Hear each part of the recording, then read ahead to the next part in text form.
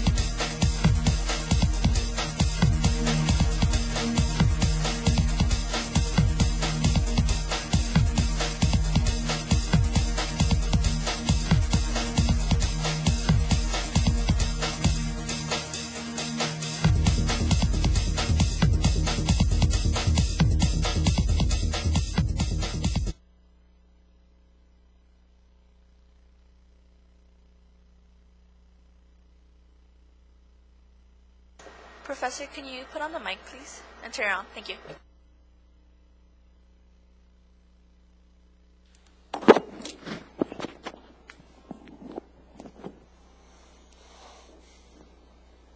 Okay, so let's recap what we did last week. So we started talking about the file layer for communications in general, actually.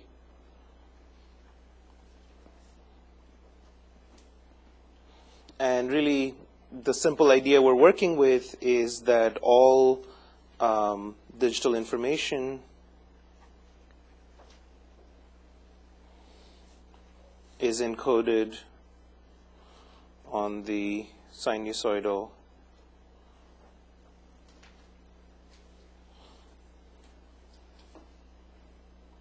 EM wave. And the most common modulation schemes all have a single frequency carrier. And so if you have a carrier wave that's at a fixed frequency, the only things you can change about it are, what are the things you can change?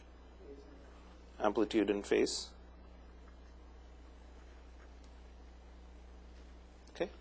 And these two numbers for a sinusoid mathematically turns out the easiest way we can represent them, do manipulations with them, is to think of this pair of numbers as a single complex number. Okay? So mathematically convenient to represent these as complex numbers.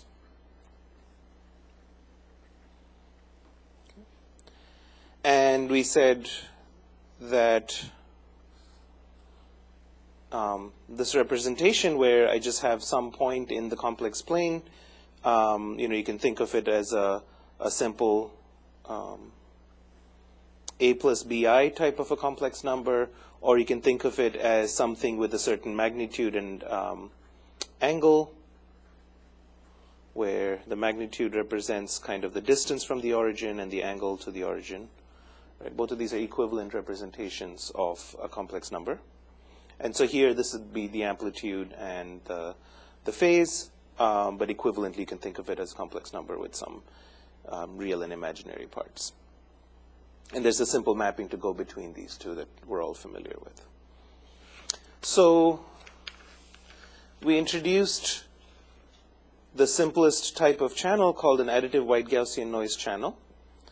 And in an additive white Gaussian noise channel, we say that the noise itself can be modeled as a random complex number. And really all we mean by that is that maybe you send a particular symbol, and we looked at a few different constellations. Let's take this 4PSK example. Maybe you sent a symbol with this amplitude and 0 phase, but maybe what you received was some particular amplitude and phase, which was different from that original, right? So what we could do is we can model what was received as what was sent plus an additive term. And this additive term is also going to be complex number, because that's what we're doing. We're adding in the complex plane. So if I sent some signal S, and what I received was some R, we're basically saying we can model this as whatever I send plus whatever I added as the noise term. And specifically, the type of noise term that we add for an additive wide Gaussian noise channel is known as a complex circularly symmetric Gaussian noise, which is just a fancy way of saying that we have basically a way of writing it as a real part plus the imaginary part, where both the real and the imaginary parts are independent of each other. They are both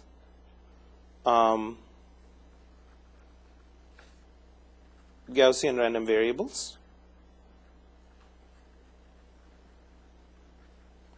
That are distributed as a normal distribution with zero mean and a variance of n0 over 2. Okay? So that together the noise variance would be n0. And graphically, what this is saying is that you kind of imagine that in 2 dimensions I have this Gaussian random vector of size 2, where basically I can get all of these different possible received values. And one way to think of them is that kind of it's a 2-dimensional Gaussian. It sort of has a certain distribution. How wide that distribution is, that's determined by the n0 term. So if that n0 is really large, these dots are going to be distributed farther and farther away. It's circularly symmetric in the sense that there's no particular direction that these dots are more likely to lie than others. And that's really the 2 things you can control in a Gaussian random variable. You control sort of the variance of it and the mean here centered at whatever was the original signal. So one thing I want to talk about just very briefly before we go further is that this is a model. Okay? And in particular, it's a mathematical model. It's a way that we have of capturing whatever happens in the real world mathematically. Is this model always true? Is this a perfect representation of what happens in reality? Maybe, maybe not. Okay? And this is a point we'll come back to over and over again in this class, is that there's the real world, there's a mathematical model, and all we can do is say that we believe this model is the best representation of the real world. It may be that our model is not perfectly valid. In fact, it turns out, for example, that if your electronics is subject to a lot of interference from other RF devices nearby, the noise isn't exactly circularly symmetric. It might show, it may not be white in particular. It may also have correlations. It may not be perfectly symmetric. It may be that, in fact, you're likely to see very little amplitude variation, but a lot of phase variation, in which case you can kind of imagine what's more likely to happen is maybe, the true value only has its face kind of shifted, so it sort of moves in that circular direction, but not so much in the other sort of radial directions. So the reality could be something, but we're just choosing this model. Why are we choosing a model? Why do we choose the additive wide Gaussian noise model? Why do we choose it to be circularly symmetric? Is that it's generally because it's convenient, it fits the world really well. Once we choose that model, we can do a lot of math with it. We can derive the optimal receiver for additive wide Gaussian noise, and we can implement circuits for that. If it was some other arbitrary noise model, if you knew what it was, maybe you can also design a receiver for that. It may or may not be a trivial exercise. But it's just that over experience, we found that this model works well. It seems to capture reality very well. The receivers we derive mathematically, assuming this model work well in practice. Okay? But we're going to come back to the story over and over again in this class, which is that there's reality, there's a model we construct of the reality, there is the algorithm design, the mathematical modeling that follows from the choice of model. That gives us the design, and ultimately your designs have to be tested in the real world. If your designs don't work in the real world, it is possible that your model was incorrect. You need to go back and change something about your design. Okay? Something we can easily fall into a trap when we do a lot of courses in college is somebody tells you a model and you think that model is reality. And then that sort of constrains your way of thinking as an engineer, because you start thinking that the models are reality. They're not. Okay? But these models are, some of them are really tried and tested models. They've been used for many, many years. Sometimes we find that the models are no longer useful because we've changed the type of system we're designing. It may be that you're developing a particular system, the kind of noise you encounter there is different, you need to do something else.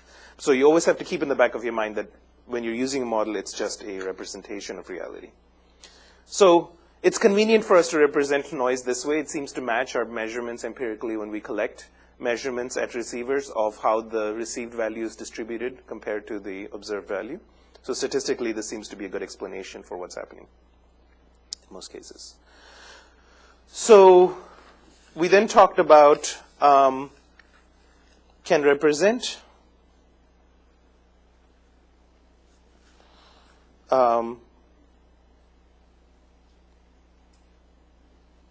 certainly we can represent these single frequency modulation schemes using a constellation diagram.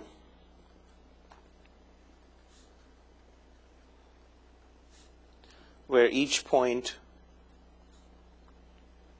represents a possible symbol. And we looked at a few examples of digital modulation schemes, such as BPSK, QPSK, more generally, examples of which are 4PSK, 8PSK, and so on. Or another very standard modulation scheme is called QAM, which stands for Quadrature Amplitude Modulation.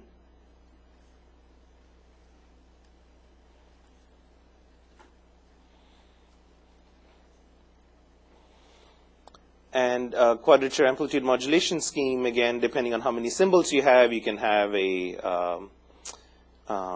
4QAM, which really is almost like a BPSK, but just phase shifted, or an 8QAM if you have a certain, depending on how many symbols you have. Typically, they're powers of 4, so it might be 16 QAM is a more likely. You generally don't encounter an 8 QAM, but like 16 QAM would look just as we saw, I think, last time.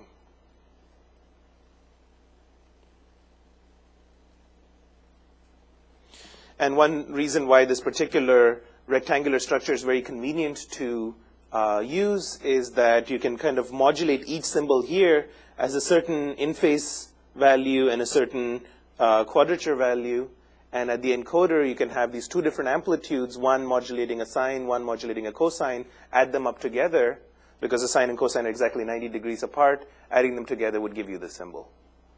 Right? So if you take a sine wave with a certain amplitude, a cosine wave with a certain amplitude, add them together, the signal that you would get would be a sinusoid whose amplitude and angle would be given by this.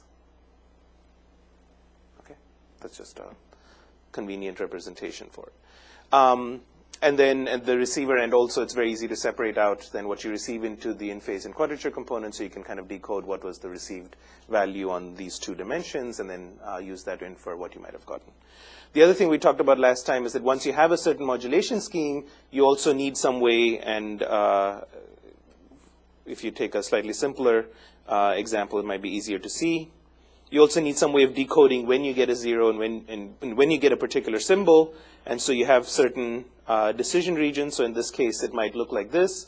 For this quadrature amplitude modulated symbol with 16 symbols, maybe that's what the decisions regions look like. And you basically take your received value, you see which decision region it lies in, and you output that as your decoded symbol. Okay. We then talked about how you can map bits to symbols differently. You can have a very simple representation. You can have a gray encoded representation. And how you do that mapping might change your bit error rate, as you'll find out in this simulation exercise that you have. Right? So can map bits to symbols. Really, you can map it arbitrarily. But intuitively, you'd want to map it in such a way that you minimize the error rate. And gray encoding happens to do that for PSK symbols very easily. Trying to figure out a gray encoding for this constellation is not trivial, but it can be done. So in this case, there are 16 symbols, so each symbol carries 4 bits. And so the idea would be, can you allocate 4 bits to each one of these? So you use up all the numbers from 0000 to 1111, such that when you look at 2 symbols that are near each other, it's no more than 1 bit away. Can you do that? So that's not a trivial exercise. You can work through and see whether you can come up with such a mapping yourself, but there is such a mapping in this case. Not in every case, depending on what the constellations look like, it may not be trivial to ensure that there's always just a 1-bit difference between neighboring symbols. But in most cases, you can do that.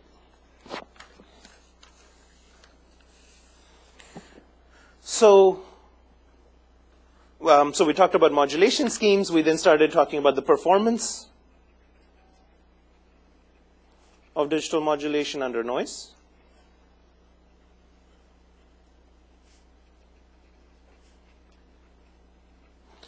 And if the world was perfect, your channels had no noise in them, whatever you send is what you receive. You have 100% accuracy in communication, right?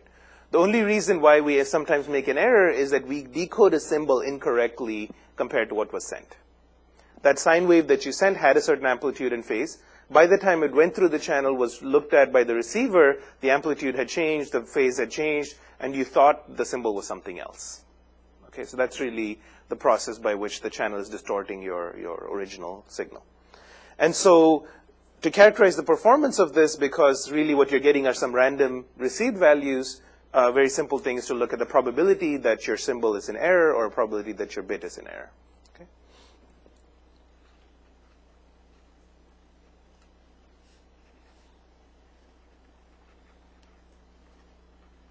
So basically, what's the probability of symbol error is the probability that the decoded symbol,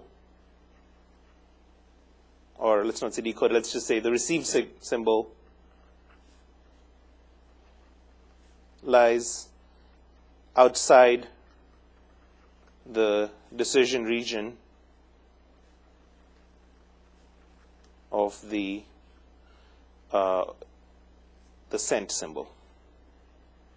Okay, so that's the basic idea for how you figure out the probability of symbol error. The probability of bit error is a little more complicated because it depends not only on the decision regions, it also depends on how you chose to map the bits to the symbols.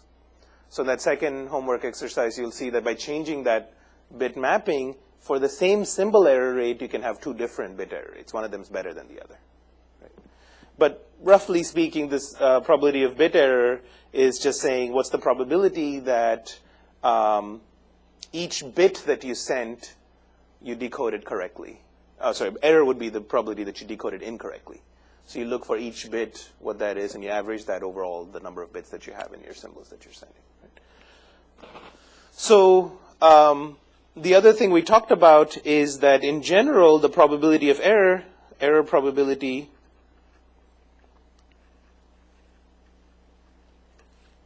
depends on the signal to noise ratio.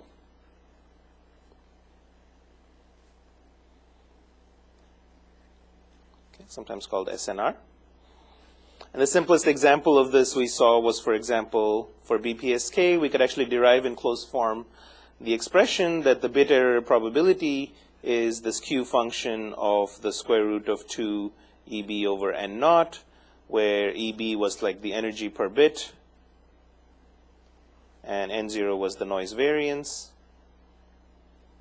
and Q was like 1 minus the CDF of a standard Gaussian random variable.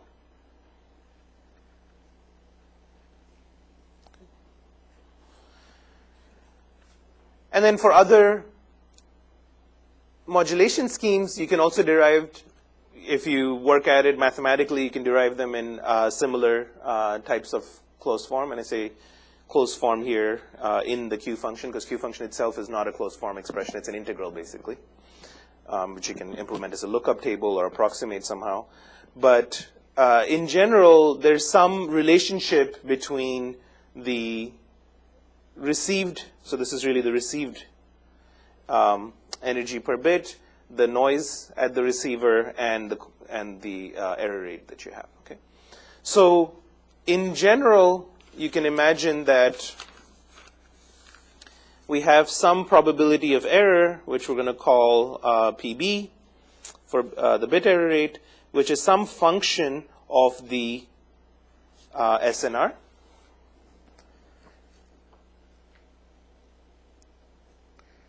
And from this point on, because I'm not going to be referring to any particular modulation scheme, it depends on the radio, depends on which modulation scheme that radio might have. We're going to say that this is just some function of the SNR, and I'm not going to specify is this an SNR per bit, is an SNR, sorry, I'm not going to specify this as an SNR per bit, I just mean the SNR for the whole symbol, right? And I might still have some way of calculating the bit error probability. So these PB will still be bit error probability. This is going to be SNR. Okay. So this is SNR at the receiver, by which we mean,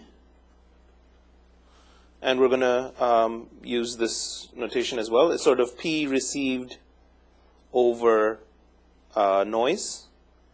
So P received is the received power, and this is the noise power.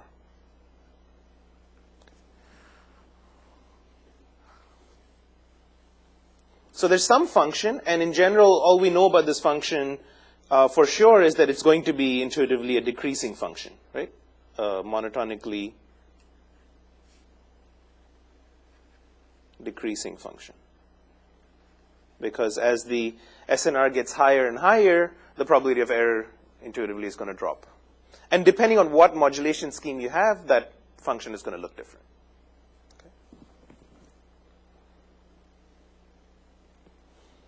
So this F, let me just say that again, depends on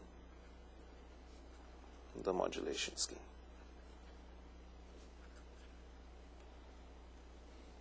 One of the things we talked about last time is that as you change your modulation scheme, this function changes, and intuitively, if you go to a higher rate constellation, for the same SNR, you're going to perform poorer. You're going to have a higher error rate, right? So typically, higher rate constellation will show worse bit error rate, or PB, for the same.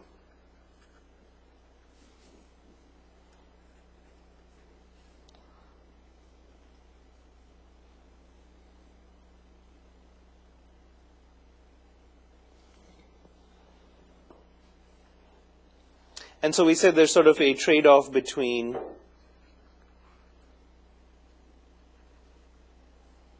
power, which is really what SNR is about. Because remember, in SNR, you can control the signal power, the receive power, or you can control the noise. But typically, you don't have the choice to control the noise. You can only control the power. So this is what that's talking about. And then error rate, which is like your PB, and the data rate or throughput, which is, in our example, sort of the number of bits per symbol, let's say, or number of symbols even in the constellation. Okay.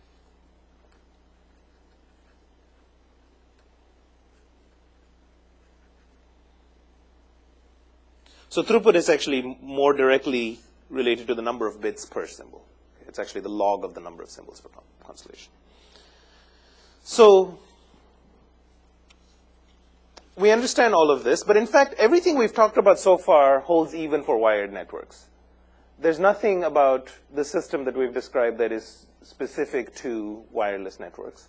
For example, if I were sending my bits over an optical fiber cable, I would be encoding potentially light waves. That's also a EM wave. In theory, one could also have a similar way of describing the performance if I'm sending electrical signals over a telephone wire. So there's nothing so far that we've done that's specific to wireless. It's just so long as the noise is Gaussian and you have a certain receive power, this is the performance for that particular digital modulation scheme. Right?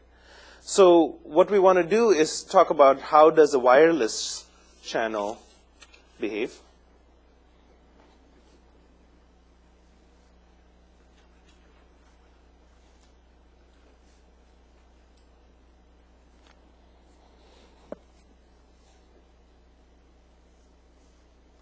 And a wireless channel is inherently quite a bit more complicated than a wired channel.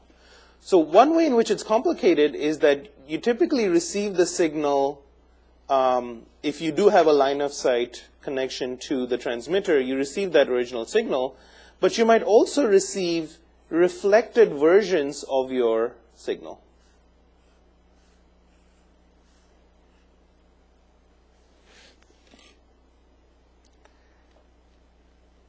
And really the best analogy to think of is to acoustic waves, which are also sine waves, where somebody's talking and you're listening.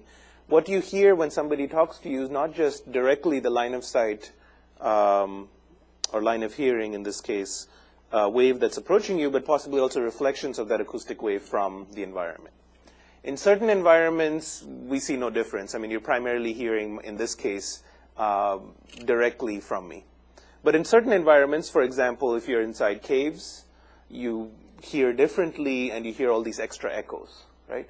The echoes are basically reflections of the sound wave coming off of different objects in the environment. Well, that turns out to be much, much worse for wireless and happens all the time everywhere.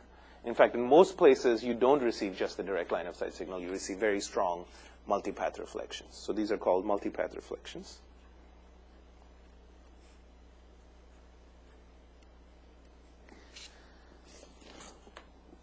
The other thing about a wireless channel is that the distance has a big impact on how loud you hear.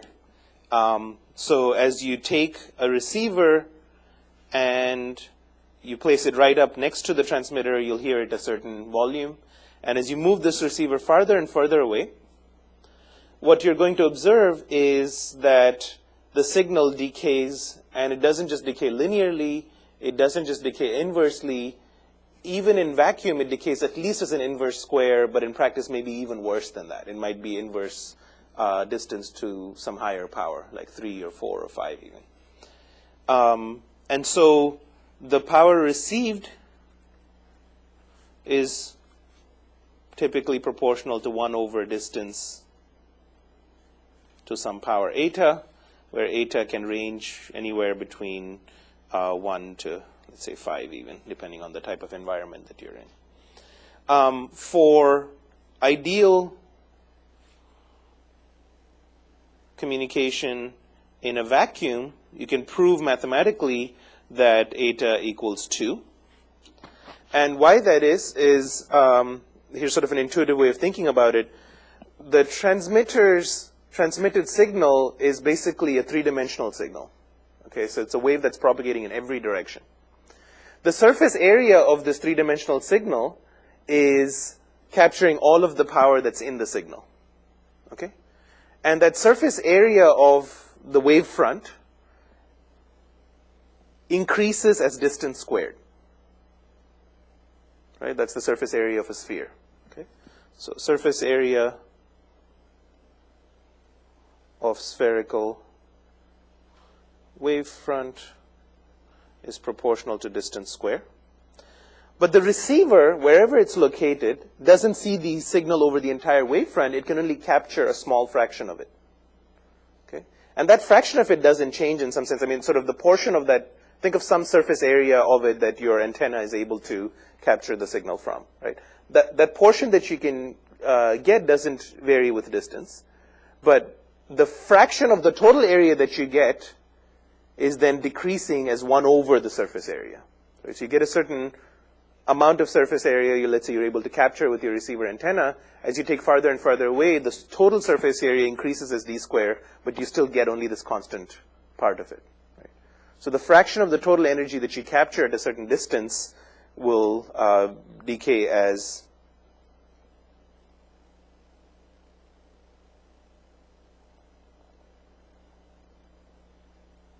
one over d square. So if you want to kind of imagine sort of a sphere, imagine that there's like a certain amount of area that your receiver is able to pick up from that outside of the sphere. If that sphere is very, very large, the portion of it that you pick up is only that constant area divided by the surface area. And that surface area is growing as d square, so 1 over d square is how much of it you're able to capture. Okay? Which means that how far away you're from the transmitter is also going to affect your received power. With multipath reflections, you may have, sometimes you may have constructive, but you could also have destructive interference.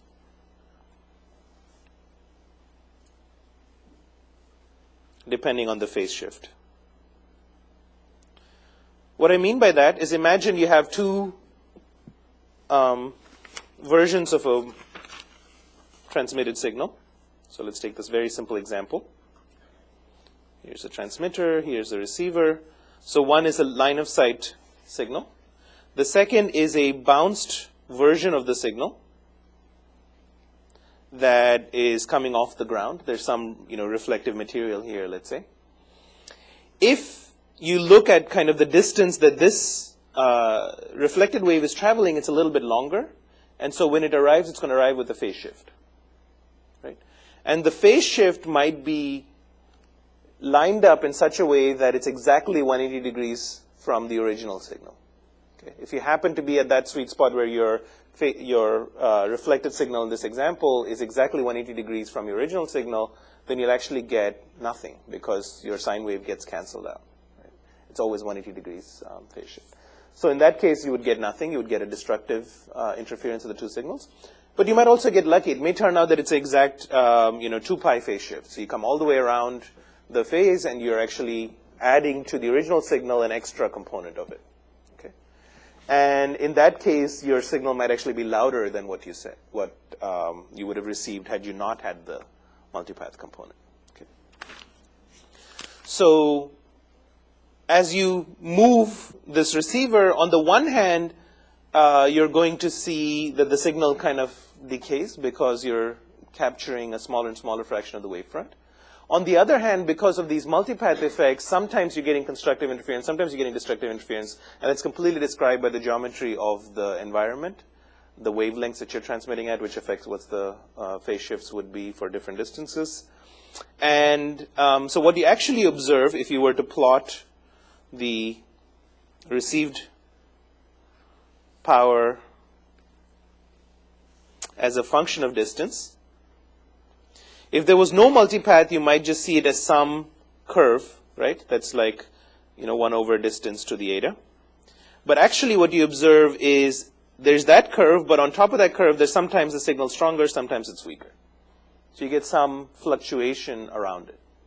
Okay? And so these fluctuations are due to multipath.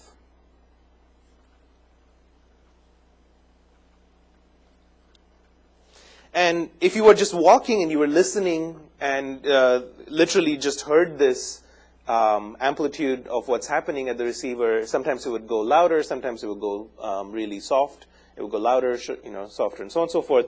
The phrase that we use for that phenomenon is called fading. And we've all kind of experienced fading, for example, with AM stations. As you're driving around, sometimes the radio gets a little bit louder, sometimes less loud as a function of sort of where you are and how much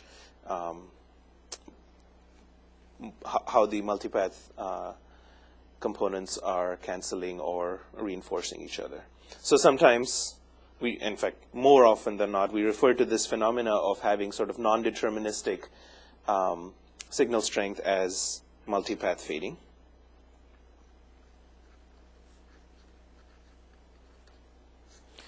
The other reason why you might have fluctuations, sometimes we refer to as shadowing.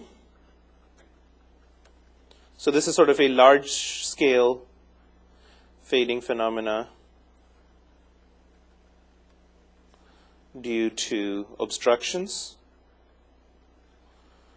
And it's most commonly encountered in the context of cellular networks, where you have a base station and you have a receiver. Sometimes you might be in a line of sight of the base station. Other times you might be behind a building. And so as you're driving around, there are times when you get really deep drops in your signal because you've just gone behind a building that's blocked that. But ultimately, it's also a fading phenomenon of a sort. It's just over a much larger spatial scale and depending on your mobility at different time scales. So if we kind of take into account the fact that your received power is not just deterministically a function of distance, but also has these variations, it would be nice to have a model that describes how loud my signal is going to be, how loud am I able to hear that transmitter. And so one very commonly used model, there are many models for this, but one commonly used model for fading, which we're going to use in this class for many different purposes, is called the log normal fading model.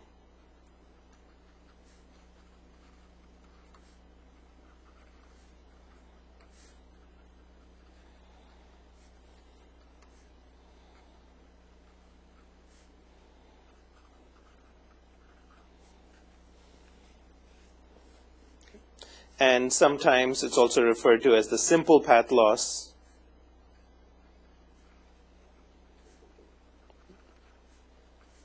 with log normal fading.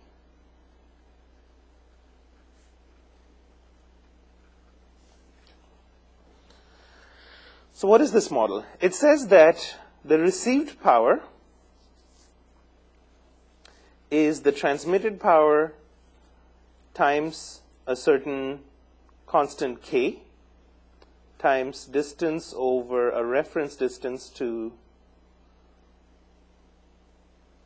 the power negative eta times an additional attenuation term, which we're going to call phi, where this is going to be, and we'll come to that in just a second, called a log normal random variable. D is the distance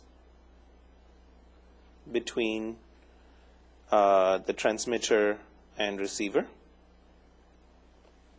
D0 is what we call the reference distance.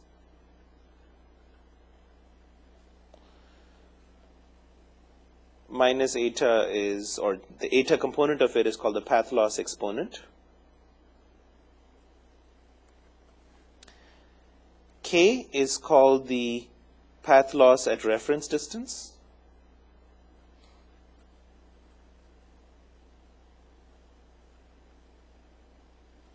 And PT is the transmitted power. And PR is the received power. Okay, so let's decode this a little bit. So if your distance was equal to D0, if you're at the reference distance, then D0 over D0, this term would be 1. 1 to the power minus eta would just be a term you can ignore. Imagine for now that this phi value was 1, okay, which is the case if you have no additional fluctuations due to multipath fading, then this term would be 1. Then what you receive will be k times what is transmitted. Okay, so if D equals D0 and this equals 1, then P received equals PT times K. Right? So this is why we call this the path loss at reference distance, because when your receiver is at that distance, if there is no additional fading term, then what you receive is exactly a factor K from what you sent. Okay. So K intuitively, is that a number you would expect it to be a number bigger than 1, smaller than 1? Smaller than 1, right? It's just something that you reduced by when you're receiving it at the receiver.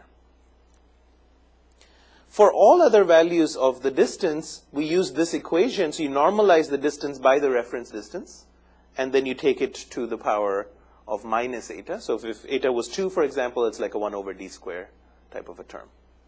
Okay. So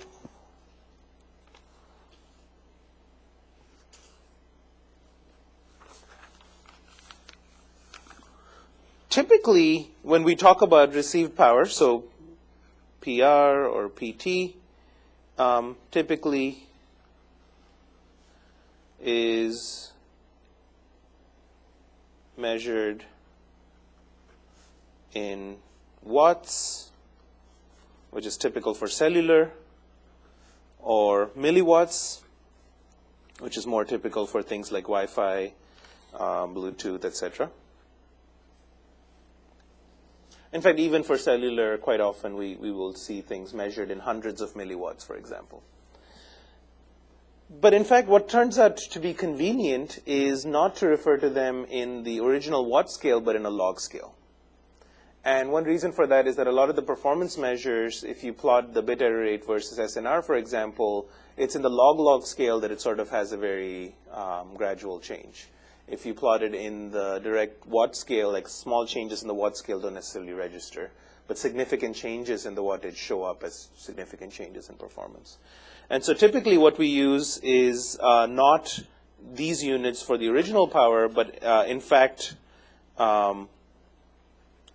more often we use a log scale called the decibel scale.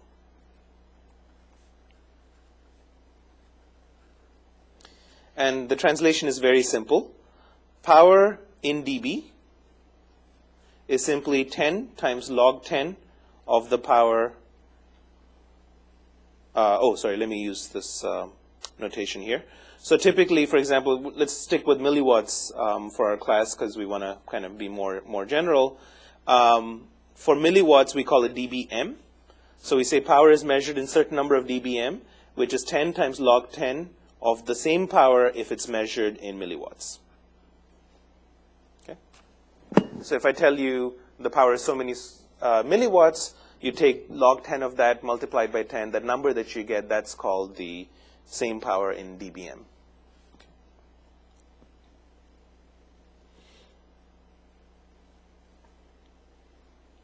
SNR, which we said is received power over noise power. So this is some received power that's measured in milliwatts, some noise power that's also measured in milliwatts. Their ratio doesn't actually have any units. Okay.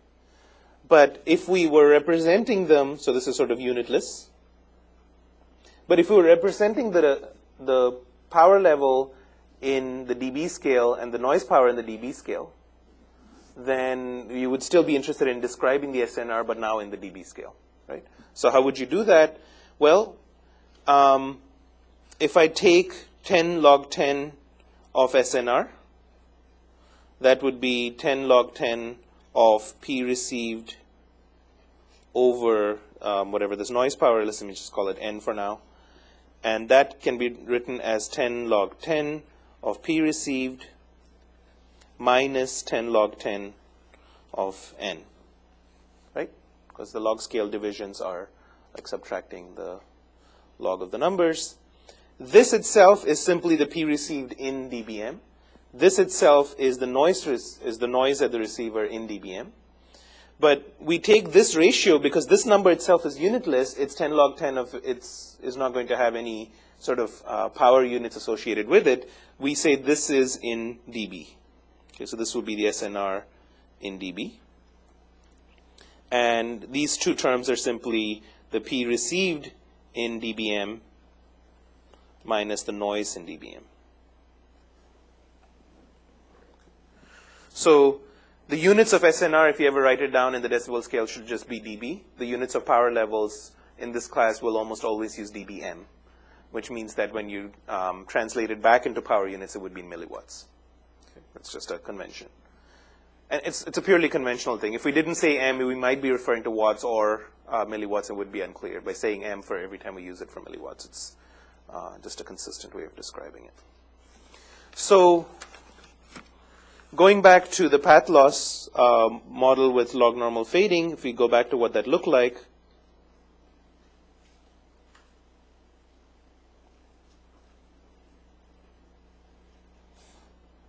if I write the same equation, which we call the simple path loss model with log normal fading.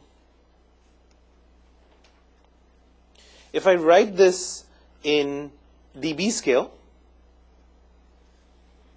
the same equation becomes as follows. It will be PR measured in dBm would be equal to whatever the transmit power was in dBm. The K term is now going to be a plus K dB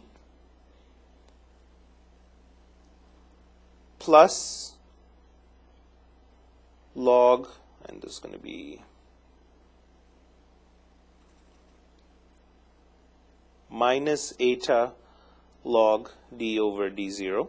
So if you remember, when you take a log of some exponent, the exponent comes outside the log, so in this case it will be a minus eta, plus this term, but now measured in the dB scale.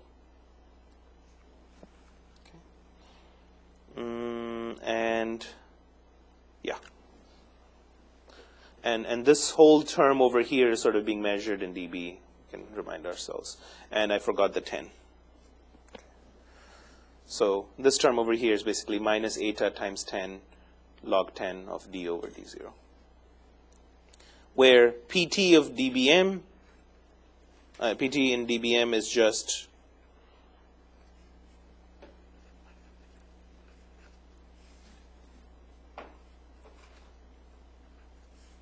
and the same for received. For k, it's just 10 log 10 of whatever the k was. And then similarly, phi dB is 10 log 10 of this.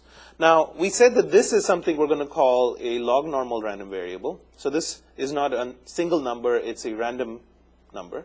It's not a deterministic number, it's a random number. So this term over here is also a random number. It's just 10 log 10 of a random number. Okay? And it turns out that the way we chose the distribution of this random number was such that if we look at it in the dB scale, it would look like a Gaussian.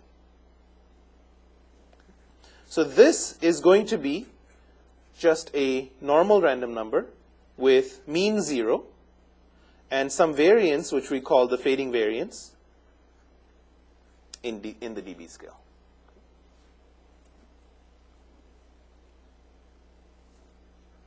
So this is a Gaussian random variable.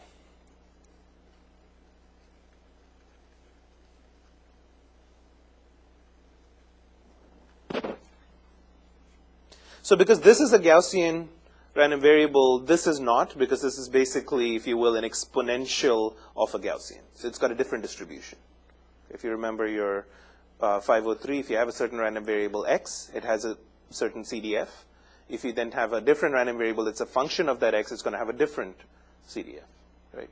And you saw ways in which you can figure out the distribution of the function of a random variable.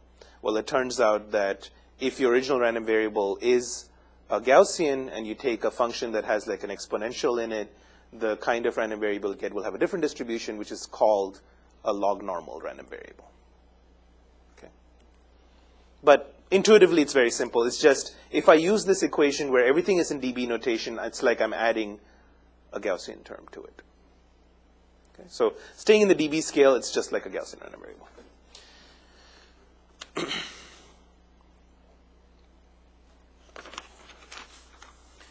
Okay, so what are we really saying? So we're saying now that if I were to plot the received power in the dB scale as a function of distance, what might that look like? Okay. So what this equation tells us is there's a certain normalization I have to first apply to the distance scale, which is I kind of divided by d0. And then if I take the log of it, then this received power would be proportional to some negative constant times that term. Okay? So in fact, let's first look at it not in the distance directly, but let's look at it in terms of log of distance over d0. Okay, so for a certain distance d, if I were to plot as the x-axis log of d over d0, then this curve that describes how things behave is like a line with a negative slope, where the slope of that line, that's negative eta. Okay? So as I go to the right here, I'm increasing distance. It's the log of that distance divided by some reference distance. Sometimes, just to make our lives easier, but also because in practice there's nothing preventing you from doing this, you can just set the distance to say 1 meter. Okay? So then all it does is if I'm measuring distances in meters, it just becomes unitless. So d over d0 is just, if I say 50 meters is the distance, d over d0 is just 50. Okay? And then the log of 50 would be some number over here. I can say what was my received power. And in particular, when d over d0 is 1, in other words, when I'm at the reference distance, then log of that number would be, log of 1 is 0. So that's this point over here. What is the value of the received power at that point if I kind of ignore for now the fading term? So it would be PT plus K dB. So it's whatever this was. Okay. So PT itself is in dBm. Now, it looks a little deceptive because we're using a plus here, but what kind of a number is K going to be? It's going to be less than 1 is K, and what about K dB? It'll be a negative number, because log of 1 is 0, any number that's less than 1, its log will be a negative number. So in fact, this will be a negative number.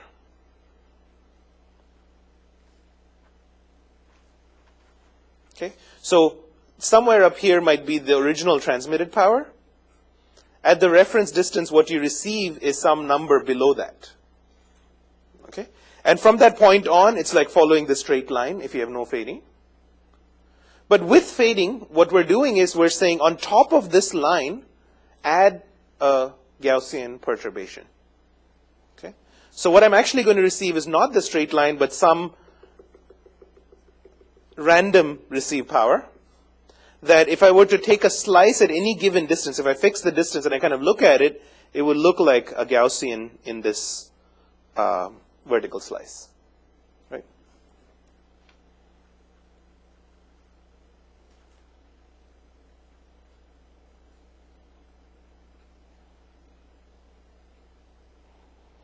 If I fix D, then the received power looks like PT plus KdB minus eta 10 log 10 of d over d0. All of this is just some number, just a constant, plus a Gaussian.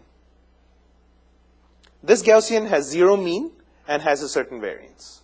0 mean just means it's centered at whatever value this is. Okay? So that's the physical interpretation of the equation that we have. Okay? So if we were to kind of conceptualize or plot the simple path loss model with log normal fading, this is what it looks like.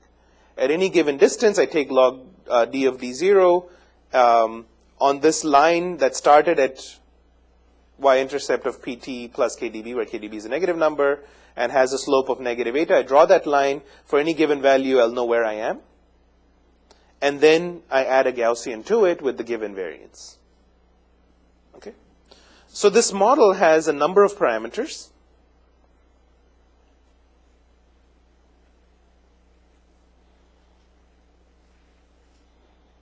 So for example, one parameter it has is d0 and k. It has eta, and it has sigma dB, or sigma square dB. So if I specify these 4 numbers, I've completely specified a certain model. Right? And it's a model. So these specify the radio environment. If I take a bunch of radio measurements in some environment, maybe inside a room, I move my receiver around at different locations, I collect a bunch of measurements, what I would like to do is to be able to figure out what the values of these should be. Okay. Once I do that, I have a mathematical model that describes that environment. The measurements I take inside a room might look very different from if I take it out on a football field. It might look very different if I do it at a city scale. It might look really different at different frequencies. It might look really different for different types of radios with different modulation schemes. Actually, let me take back that statement about modulation schemes. Technically, we want to separate out the environmental model from the performance model, which I'll come to in just a bit. But imagine that it's something that's characterizing the environment. If you're in an environment which has a lot of scatterers in the environment, a lot of things that cause multipath reflections, and things are sort of highly dynamic, you can expect that the variance of that environment would be large. That's sort of this term. Okay. If you're at an environment, so D0 in some sense is typically, this one's just typically hand-chosen. So D0 is not something you measure from the real data. That's the reference distance. What do you want to call your reference distance? And typically it's chosen to be something like 1 meter or 10 meters or some convenient number. But once I fix this, I can take a measurement and I can figure out what is my received power at that distance. Okay? That's also going to be a random variable. This model says I want to fit that random variable to a Gaussian, find out the mean value of the received, and that's what I would set k to. Right? And then from that point on, I take a bunch of measurements at different distances. I would try to estimate what is the slope of the best fit line that fits all the data that I collected. Right? And so that slope would give me some idea of what the path loss is in this environment. And intuitively, if you're in an environment where there's a lot of materials which can absorb radio waves, your path loss exponent might be larger. If you're in an environment that's highly reflective, you might actually see the path loss exponent can even dip below 2. But that's completely something that you observe empirically. So these are model parameters. They specify the environment, but they really are empirically determined.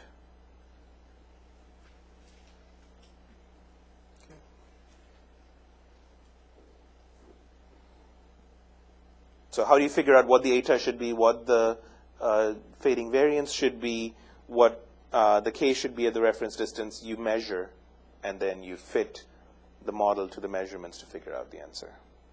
Okay. So in one of the problems in the next assignment, you'll be given a data set, and the data set basically looks like a bunch of distance values, at a bunch of different distances, measurements of the received power. Okay, and so you just see, these are all the data points that you have, and you're told what the transmit power is,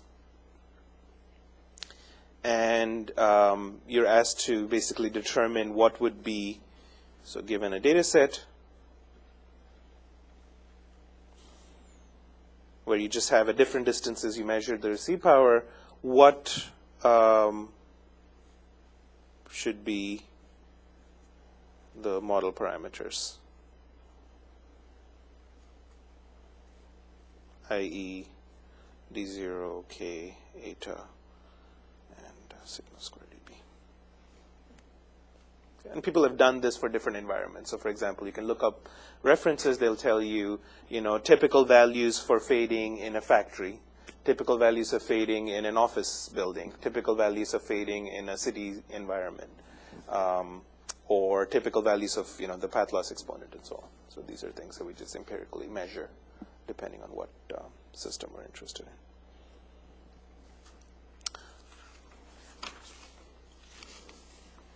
So now let's talk about performance. So before we talked about the performance of digital modulation under an AWGN channel, but now we can talk about performance of a digital modulation scheme under fading.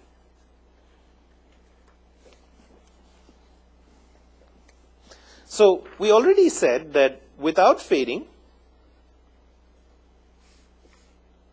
the bit error rate is simply some function of the SNR, right?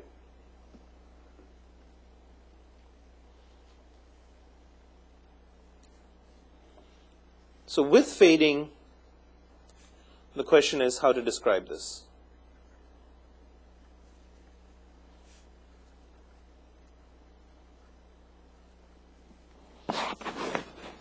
And there's basically one thing that's changed from the original problem. In the original problem, we knew what the SNR was. It was a deterministic quantity that's on your x-axis of the plot. What's changed in a wireless environment is we're saying even if I stayed at one location, then because of all of the fluctuations due to objects moving in the environment, the received signal strength is not going to be a single number, it's going to just randomly change, right? Which means that my SNR is no longer a number, it is a random variable. Okay? So if my SNR is not a deterministic quantity but a random variable, then intuitively the probability of bit error is a function of a random variable, which means that it's itself a random variable. So the probability of bit error is no longer a number, it's a random variable. Okay? So one way in which we can try to address this issue is say, what is the mean value of that random variable? So this is the first approach. So this approach 1 says compute the expectation of PB, which is going to be equal to the expectation of that function of SNR that you'd already figured out before. What is this expectation over? It's over the random variable, which is the SNR. Okay? So,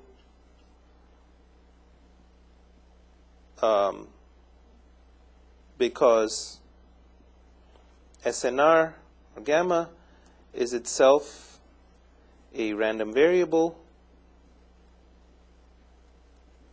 so is f of gamma, i.e. PB. Right.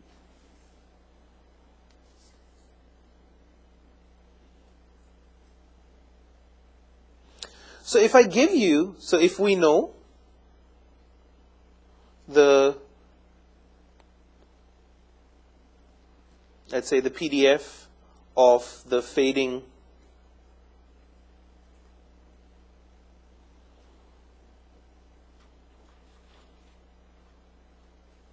is, let's just call it G, right? What I mean by this is a PDF of the random variable, which is going to be the SNR, right, of the SNR under fading.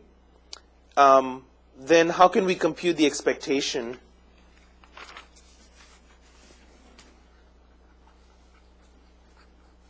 So basically we're saying if the SNR itself is distributed as a certain PDF G gamma, how would we describe the expectation?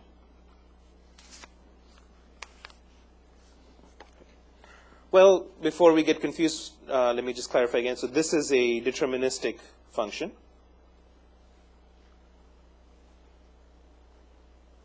Okay, remember this is the monotonic function that it's like the Q of square root of 2 times the SNR, for example, for BPSK, but it's some arbitrary function.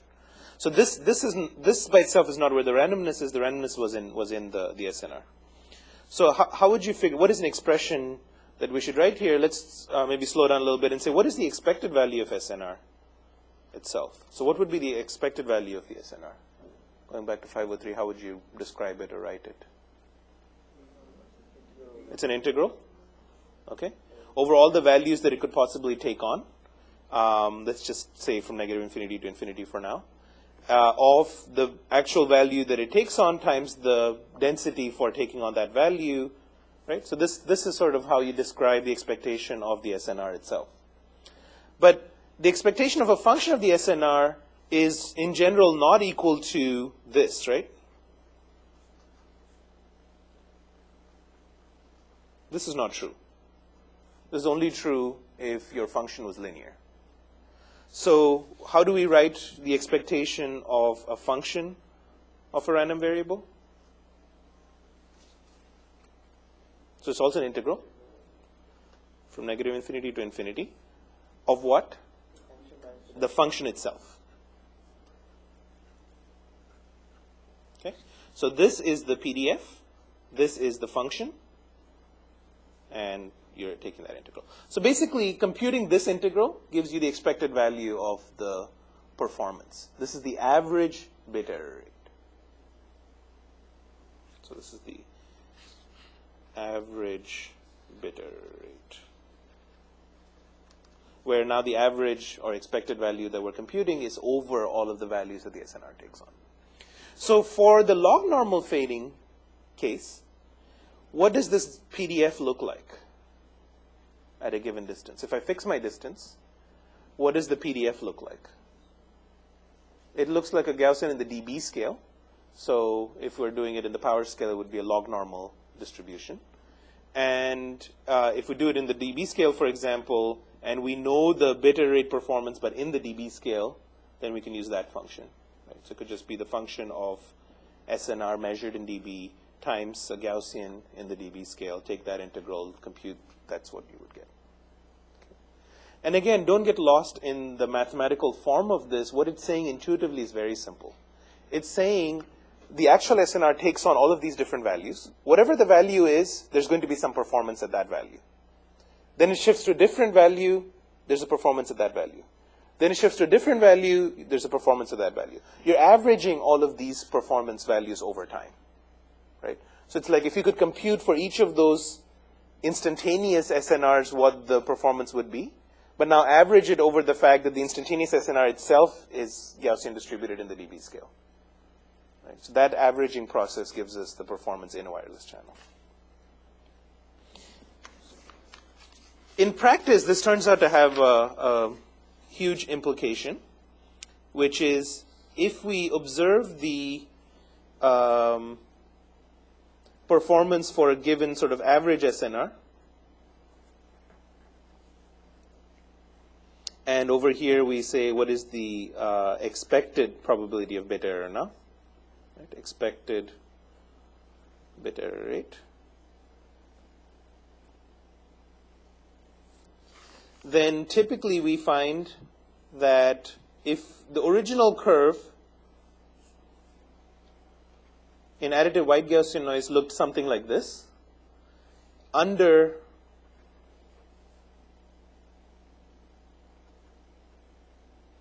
log normal fading, of course, depending on what the value of the variance is, it's going to be some curve that's separated from the original curve. And typically we find that this gap is quite large. Okay. And this gap is huge. Typically this is all in the dB scale that we're talking about. And even the y-axis, typically when you plot this, is in the log scale. The probability itself is in the log scale. And so you might easily see several dB of SNR variation for a given probability of error. So what does that mean in practice? So if I have a communication link, I want to know that my bits are in error no more than 1 every 10,000 times. Typically for wireless networks, I would say on the order of 1 in 1,000 to 1 in 100,000 is what you want your error rate to be. If it's any higher than that, you're almost losing every packet. Your packets themselves are quite large. So if you want to drive your average probability of error down to a certain value, this x-axis kind of tells you don't want to operate above that. If the environment had just been an AWGN benign environment, you would have a certain probability of bit error rate. And it would correspond to a certain SNR. In a wireless channel where there's fading, in order to get the same performance, get the same guarantee on the average bit error rate, the SNR is going to have to be many dBs higher. Okay? Which means that at the transmitter, you have to spend that much more power. So basically, that fading is imposing a cost on you. Because of all these fluctuations, all the times that the channel dips below, you have to boost your SNR so high that even those times when it dips below, you're able to get good performance out of your system. Right? And so you have to increase your power to compensate. And what it's saying is that, we'll see what these curves look like in simulations, but basically, the farther out this curve is from the original curve, you're paying a price for operating in a wireless channel. And generally, and this is kind of intuitive, is that the higher, the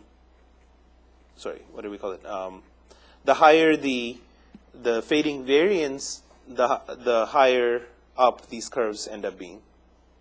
So if you did the same plot for different environments with different values of the fading variance, the more the fading variance is, the farther out you go. A different way of seeing this curve is just the special case when the fading variance is 0. But as you keep adding additional noise due to multipath, it increases the requirement to compensate.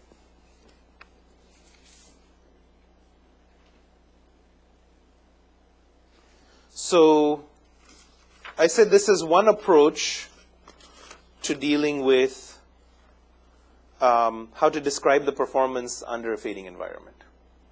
Okay. A different thing we might ask is, maybe I say, my link is useful to me so long as the error rate is below a certain value. So long as it's below this value, the link is useful to me. But if you have moments when the fading is so bad that you can't even get that error rate, I'm going to virtually lose every packet, I'm going to call this event something. I'm going to call it, and typically it's called outage. And I want to say, how often does that happen? How often does it happen that I can't operate my link? Okay, so that's a different way of viewing performance under fading.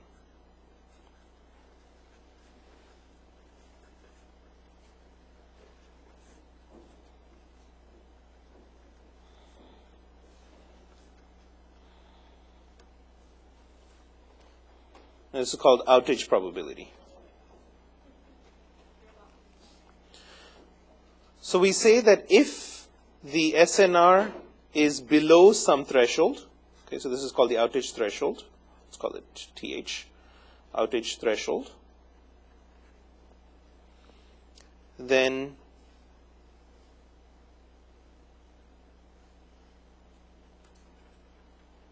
the link is said to be in outage. And the phrase outage actually comes from traditional radio systems. So if you've ever had an FM transmitter you're listening to on your car radio, you drive and all of a sudden the signal just completely drops out. You don't hear it at all. Right? That's in fact a perfect example of outage. It turns out that for FM receivers to operate, there's a minimum amount of SNR they must get. If they fall below that value, the receiver is completely unable to decode the signal. It's not just that it gets noisier. Literally, there comes a point where it can't even decode that signal. Okay.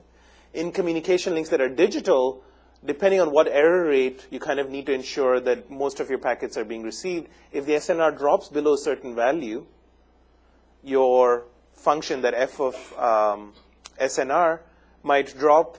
If your SNR drops below a certain value, it might go above some threshold where there's so many errors happening in your packets that virtually nothing is decodable. Right? Every packet has an error in it. And at that point, you can't even operate that link. So that would be an outage condition. So we can ask, how often does that happen? Because that's a different way of measuring what's happening to my channels. So the outage probability, as I mentioned here, is a probabilistic description of outage. Why is that? Because now SNR is not a deterministic number. If SNR was a deterministic quantity, this is either 1 or it's 0. You're either in outage or you're not.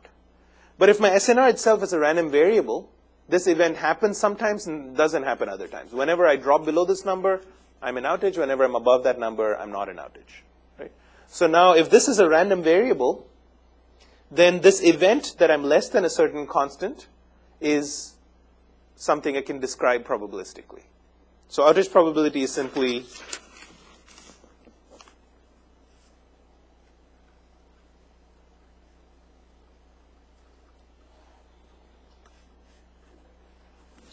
the probability that your SNR is falling below the threshold. Okay, or to use our notation here, gamma is below that threshold.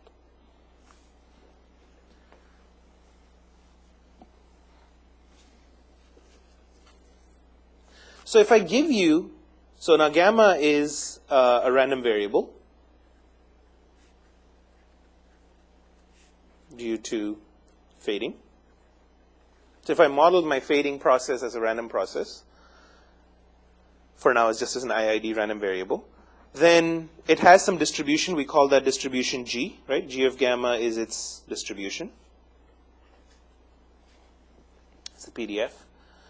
How do I describe the outage probability in terms of G of gamma? So this outage probability, we need to give it some name. Let's call it, I don't know, probability of outage, PR out. So how can I express PR out in terms of G of gamma? So I have a distribution. I want to know how often does my SNR fall below a certain number. How would you do that if I gave you the distribution? CDF, right? So the CDF is basically telling you the probability that you're below a certain number. That's exactly what the probability of outage is. It's the CDF of gamma. This I'm calling the PDF. So the CDF is simply the integral of that. Starting from negative infinity to what value? To the theta, which is your outage. What did I call it? Threshold or something. Yeah. Maybe I should have called it outage. Okay. Sorry. Theta out.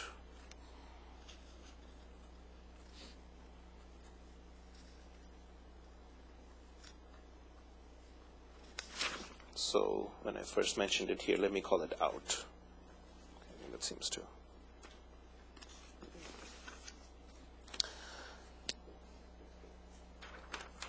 So the outage probability depends on your distribution and depends on this threshold and is one way of describing how good that link is. If the outage probability is high, that's a bad link. If the outage probability is low, that's a good link. Right? The other approach we have of describing the link quality was this function. Again, if the average bit error rate is high, that's a bad link. If the average bit error rate is small, that's a good link. In this case, it depended not only on the PDF, but also on this function, right? How come we have two different ways of describing a link? In one case, the performance function shows up, and in the other case, the performance function doesn't show up. Is there something wrong with this definition? It doesn't seem to capture the type of modulation scheme you're using at all. Or is it there somewhere? Yeah, so the question is, how do we come up with this theta, right? So the other one doesn't talk about theta, it talks about the function itself. Well, it turns out that the way we derive this theta itself is from the original function. Why? Because if you have that function f of gamma, and this is your gamma, SNR, it's some function. And the way we derive theta is we say we don't want our performance to drop the error rate to be higher than some number. So once I pick some number here, this is my sort of, kind of like minimum bit error rate. So I don't want to accept a bit error rate, maximum. So I don't want to accept a bit error rate higher than this number. So operating anywhere here is good. Operating anywhere here, that's what we're calling an outage event. Okay, and so this threshold on the x-axis where I get that curve intersecting my max bit error rate constraint, that exactly is how I got my outage threshold. So in fact, I started with my function f. I figured out what is the maximum bit error rate I can handle. That helped me figure out what the outage threshold is. And then I said the outage probability is equal to the integral from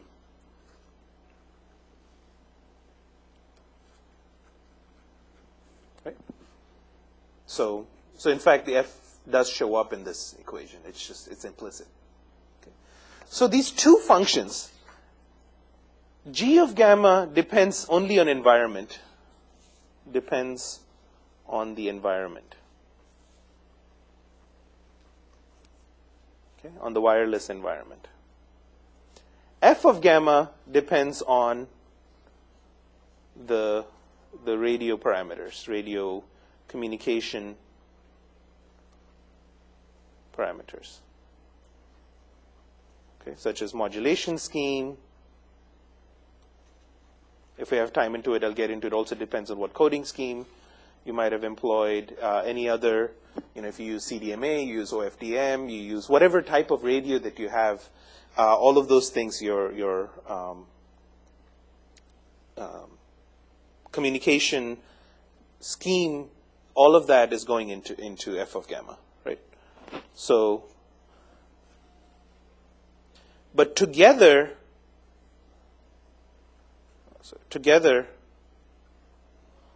they determine link performance.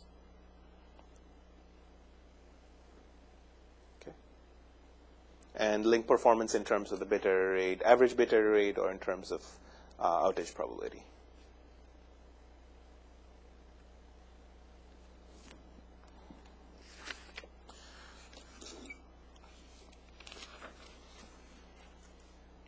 Let me throw out a different model for fading.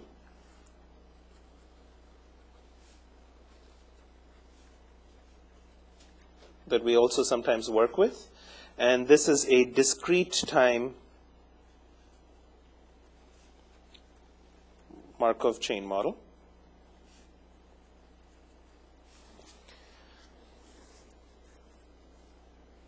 And particularly for those of us in networks, we use a lot of Markov chain-based modeling.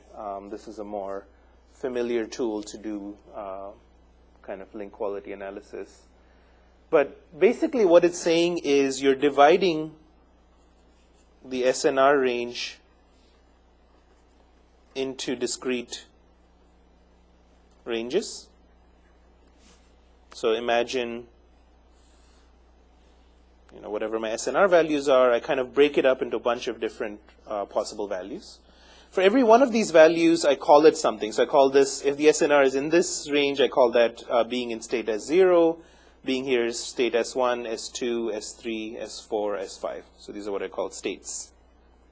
Sometimes called channel states or fading states.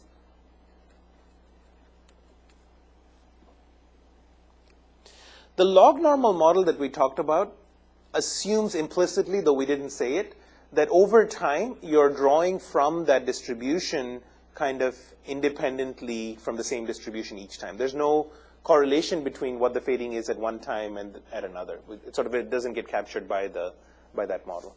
But it does kind of tell you that it looks like a Gaussian. If I were to, let's just put this in dB scale. If I were to put this in a dB scale, what that's saying is imagine these states were like all really, really small, then the distribution over these states looks like a Gaussian. It sort of has this bell shape.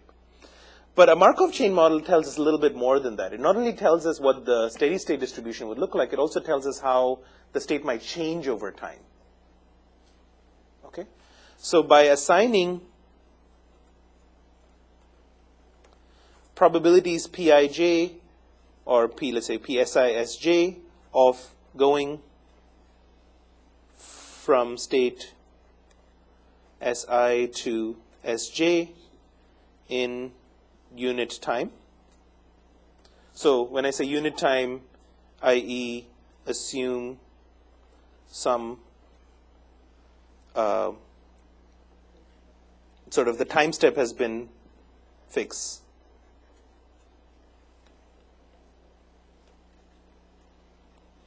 So by assigning all of these probability of transitioning between state to state, now I'm able to describe what's happening to my SNR not only as a random variable, but as a random process, meaning that I can capture what's happening to it over time. I can say, if I measured it just now and the SNR was, 4 dB, at the next time instant, what is it going to be? With some probability, it's going to be 4.1 dB. With some probability, it's going to be 3 dB. With some probability, it's going to be 10 dB, right? And so depending on how many ranges I break this into, I may not be able to tell you exactly what the value is. I can tell you it's somewhere in this range. And so by basically assigning these probabilities, we get a Markov chain describing fading as a discrete random process. Now, this turns out to be a particularly useful model because we can do things like link quality prediction. So I can say right now my link is really bad. What's the chance it's going to be good at the next time step? Okay. So later on when we talk about the link layer, we'll actually use this model to optimize our link performance. We'll say, if I just sent a packet and I get back and I don't get back an acknowledgement for that packet, should I send my packet again right away or should I wait a little bit? If I have an IID model of the world, there may be no point in waiting because the next time sample is a random sample completely coming from an arbitrary distribution. But if I know that my channel has memory, meaning that if it's bad now, it's likely to stay bad for a while, then maybe I should just wait before I send the next packet. It's just a waste of time to try again. I just tried it, the channel is bad.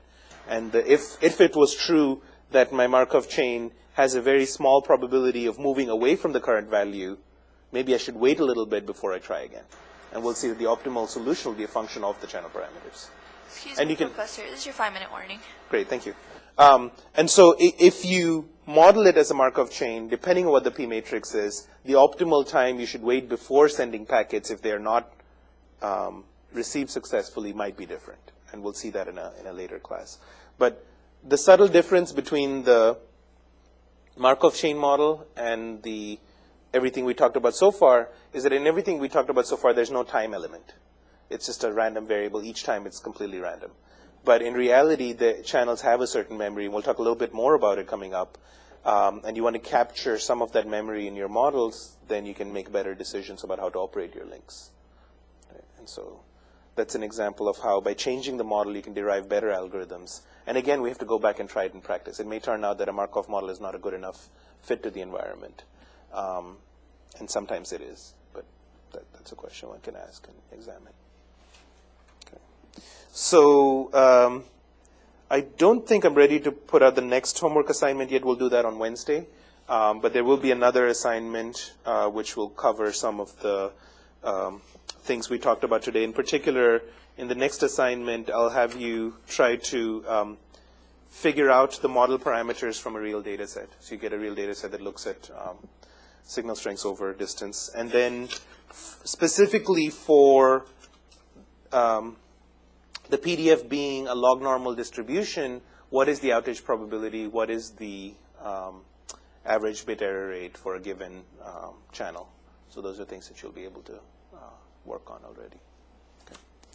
All right, so we'll stop here for today and resume on Wednesday. So the Wednesday class will be at the regular time, 12:25, right?